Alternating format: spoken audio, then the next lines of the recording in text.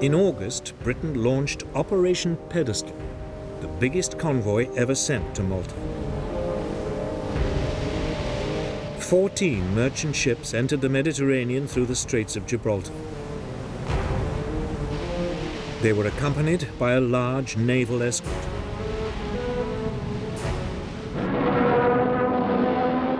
Almost immediately, they ran into German opposition.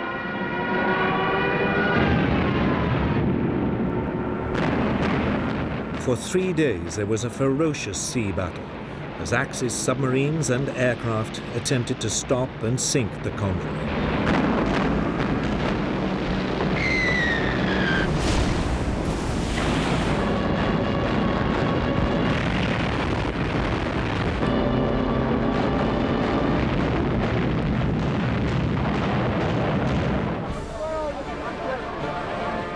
Finally, on the 4th day, 5 of the British merchant ships made it into port.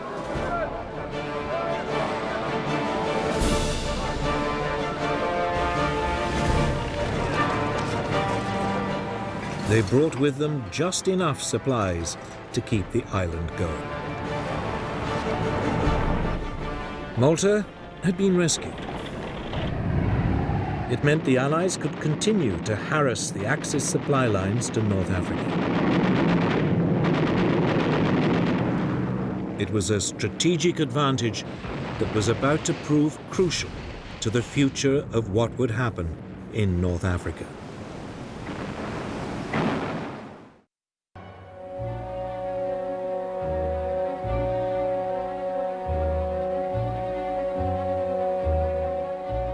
On the 14th of October, 1944, 2 generals of the German army arrived at this villa in Herlingen.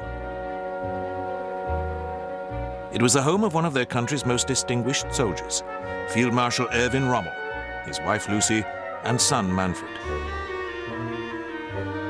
The Field Marshal, recovering from wounds he had received in Normandy, was there to meet his visitors.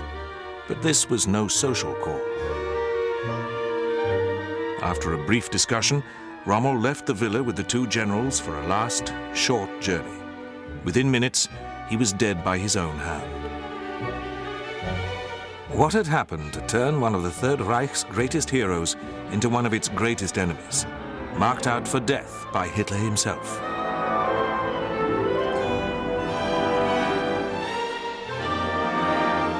Rommel had been a loyal servant of Adolf Hitler, but Rommel's reputation has never been stained by the crimes of the Nazi regime.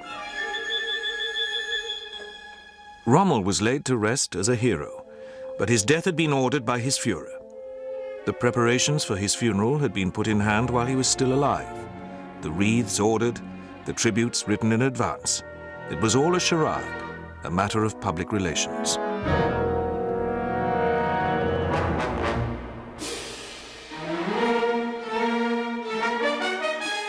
For Rommel had been implicated in the failed attempt to assassinate Hitler on the 20th of July, 1944. But how deeply was Rommel involved in the July bomb plot? Did he know of the plan to murder his commander-in-chief?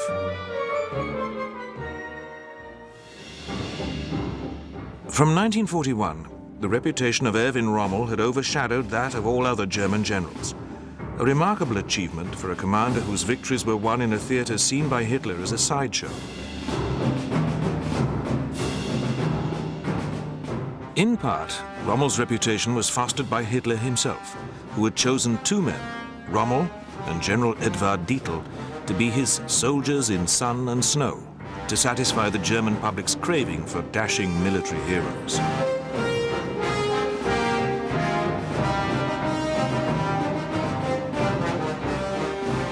Rommel remains a legend, as compelling now as when he ranged over the battlefield. Unlike Rommel, Dietl was an ardent Nazi who had played a part in Hitler's abortive military coup in Munich in 1923.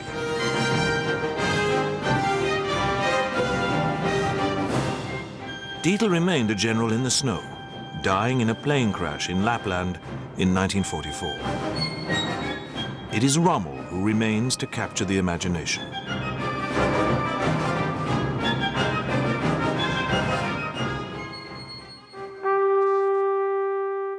Erwin Rommel was born on the 15th of November, 1891, in the town of Heidenheim, in Württemberg. He did not come from a military family. His father was a reasonably successful provincial doctor. Their home reflected the modest bourgeois origins of Erwin Rommel and his brothers and sisters. At school, Erwin Rommel was a sickly, dreamy child. But as an adolescent, he developed harder edges and a keen mathematical mind. His father encouraged Rommel to join the army.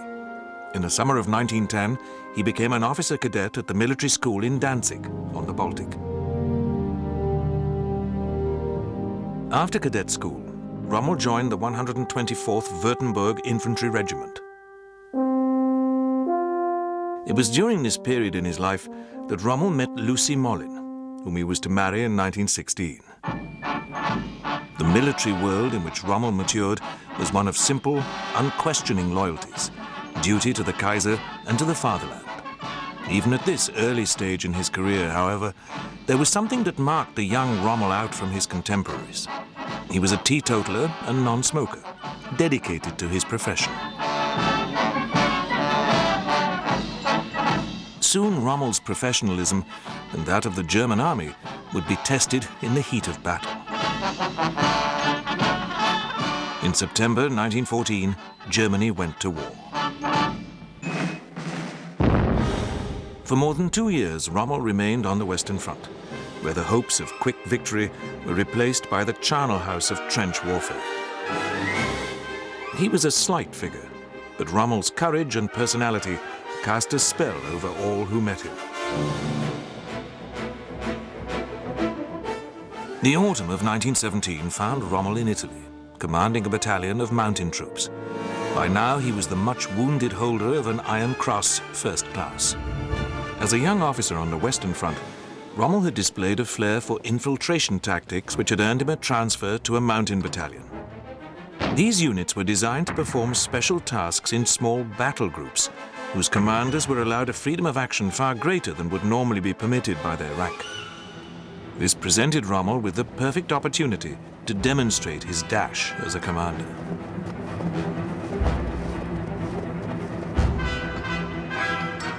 At the Battle of Caporetto, Rommel led his men deep into the Italian rear, capturing 9,000 men and 80 guns.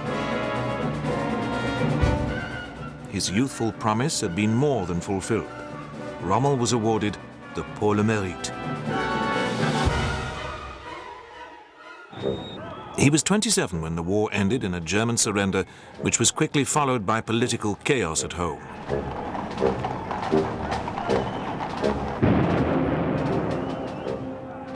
To the humiliation of defeat was added the occupation by Allied troops of the west bank of the Rhine. Crippling war reparations were imposed on Germany and its army reduced to 100,000 men. Herein lay the seeds of future conflict.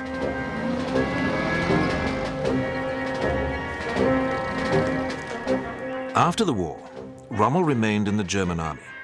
A civilian life would have been unthinkable for him. He became the commander of a rifle company, a post he would hold for the next 9 years.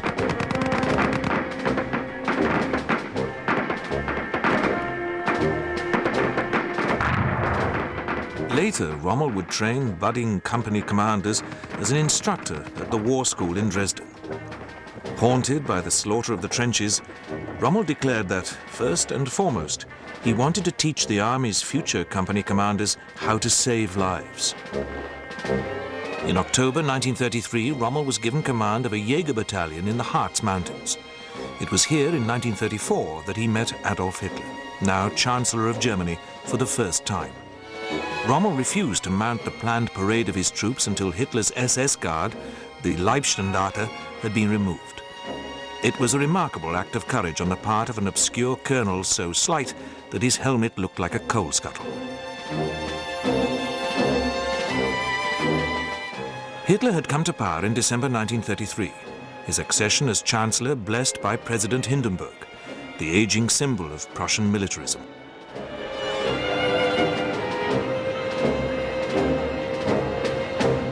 Soon Germany was marching to a different drum. And Hitler had donned a military mantle.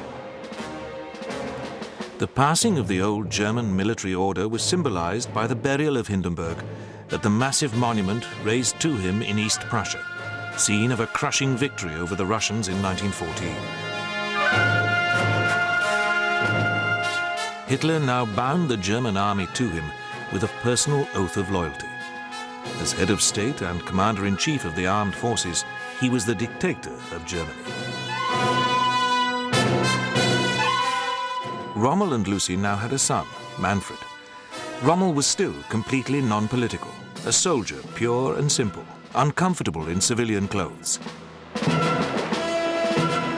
He reserved his contempt for the Sturmbataillung, or SA, the Nazi Party's million-strong private army of stormtroopers whose ambition was to absorb Germany's small professional army in a process of permanent revolution. The SA was as big a threat to Adolf Hitler as it was to the army. In June 1934, Hitler removed the threat and secured the loyalty of professional soldiers like Rommel by ordering the murder of the SA leadership. The SA still marched, its torches blazing, but its teeth had been drawn.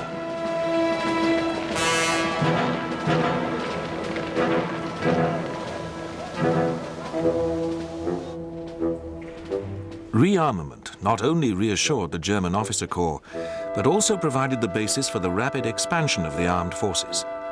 Skillful propaganda concealed their underlying weakness and played on the fears of British and French politicians who dreaded a new bloodletting even more terrible than that in France in the First World War. When Hitler reoccupied the demilitarized Rhineland in 1936, against the advice of the senior generals, the British and French sat on their hands. This bloodless victory impressed Rommel as much as it did millions of other patriotic Germans. And by now, Rommel was a man on the move. 1937 saw the publication of a best-selling tactical manual written by Rommel, The Infantry Attacks. That same year, the teacher of the officer corps became a student. Rommel attended the first of a series of Nazi indoctrination courses for army officers. He was now convinced that the officer corps must be politicized and ready to fight for the Führer's new policies. And Rommel himself was now playing a part in these policies, albeit in a minor role.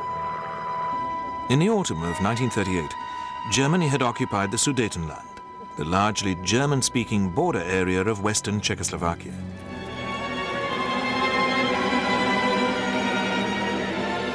When the triumphant Hitler arrived in the Sudetenland, his escort for the occasion was provided by a battalion under the command of Rommel. Rommel then enjoyed a less successful attachment with the Hitler Youth Movement, during which he fell out with its unappetizing leader, Baldur von Schirach. Soon a German soldier's duty to fight for the Führer's policy would be transferred from the parade ground to the battlefield.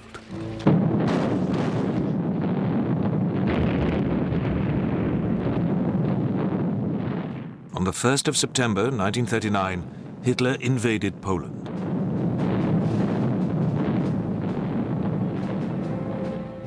Rommel, now a major general, commanded the Führer's personal headquarters in Poland. Walking at Hitler's side in the campaign and traveling with him in his curiously named command train, America, Rommel exulted that soldiers are worth something again. But Rommel, the simple soldier, was blind to the terrible fate already enveloping the conquered Polish nation. In Poland, the German army and air force had demonstrated, albeit in limited form, the new theory of blitzkrieg, or lightning war. 6 months later, in the Battle of France, the combination of armor and air power would overwhelm the French army and the British Expeditionary Force. Rommel was now commanding 7th Panzer Division. In middle age, and after a lifetime service in the infantry, he proved himself to be a master of armored warfare, as the French discovered to their cost.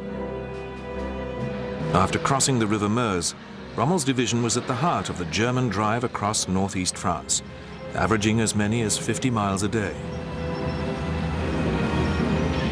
7th Panzer moved so fast, it earned the nickname of the Ghost Division.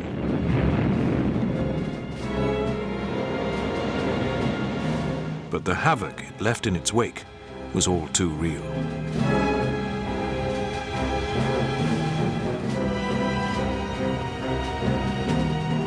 Rommel reveled in this exhilarating soldiering.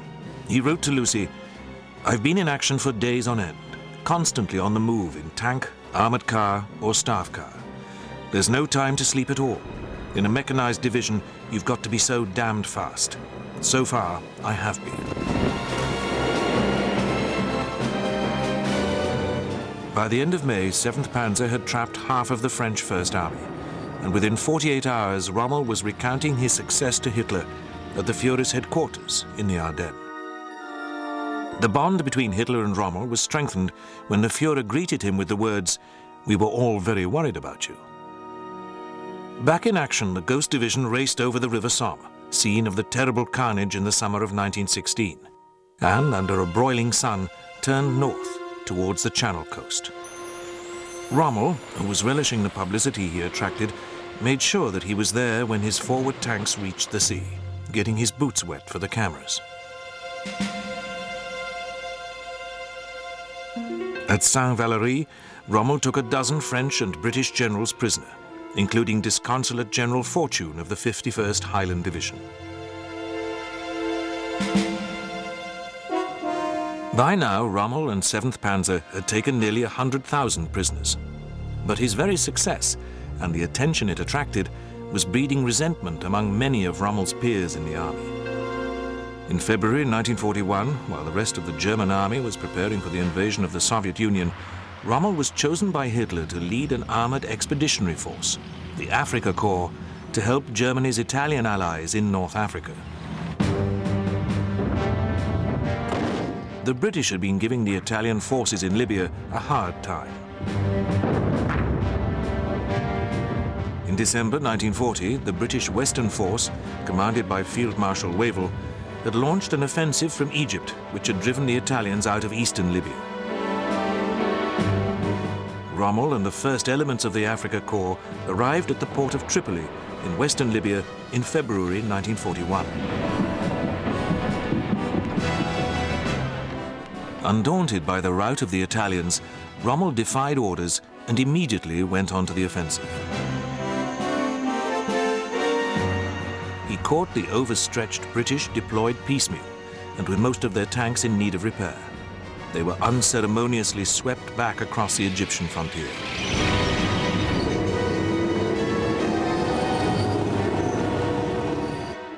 The desert gave Rommel the opportunity to exploit his flair for the tactics of ruse and bluff. He concealed the weakness of his armor from the British with dust clouds raised by convoys of trucks, which suggested a much larger force than he had at his disposal. For Rommel, victory was always sweet, but never sweeter than when he had fooled his opponent into a premature and needless withdrawal or surrender.